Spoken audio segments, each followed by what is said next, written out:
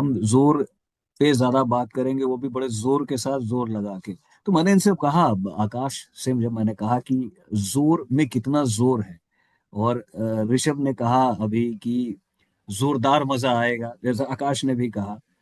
तो अब आपसे जानना चाहूंगा सर कि कितना जोरदार है जोर, आपके शब्दों में। बहुत जोरदार है। बिकॉज क्या है कि आपको ये फिल्म थ्रू आउट एंटरटेन करेगी। अ, हम्म। आपको हंसाएगी भी और थोड़ा डराएगी। तो जी। डराते डराते आपको हंसाती रहेगी। तो इसमें क्या है कि आपको वो सीट पे एक होता है ना, कंफर्टेबली आप बैठ गए हैं, तो बैठने नहीं देगी।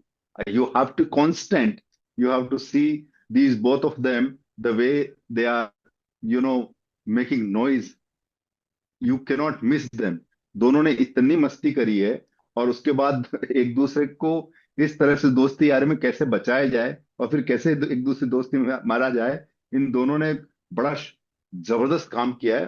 वो आपको देखने को मिलेगा। एंटरटेन आप डेफिनेटली एंटरटेन होने वाले हो इस फिल्म को देख के। तो अगर मैं ये कहूं कि ये एक ऐसी मूवी है कि आप डरते डरते हंसिए या हंसते हंसते डरिए। आप देखिए, दोनों है।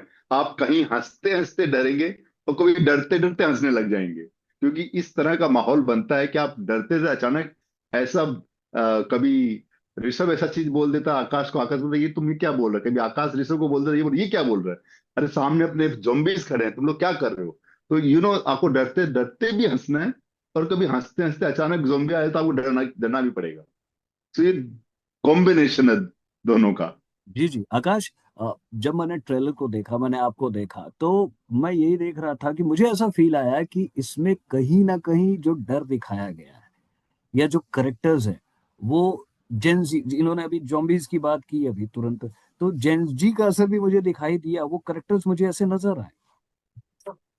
आई think Gen ji, I think हम बोलते हैं post 2000, right? Hmm. I think Gen Z as in Jeetu and Guddu, मुझे नहीं लगता जेन जी है, बट यस द मूवी का जो जो फ्लेवर है, जो वो जेन जीज काफी उससे रिलेट करेंगे काफी, क्योंकि इट्स अ वेरी क्विक, जैसे जेन जीज को पसंद है, दे लाइक एवरीथिंग क्विक, जितना हो सके सब जल्दी। तो आई थिंक हमारी जो मूवी है, जो सीक्वेंसेस है, आपको वो इतना वेट नहीं करवाती उस चीज को लेके, जैसे हम किसी कहीं पे कोई ड्रैग नहीं करती कोई चीज को।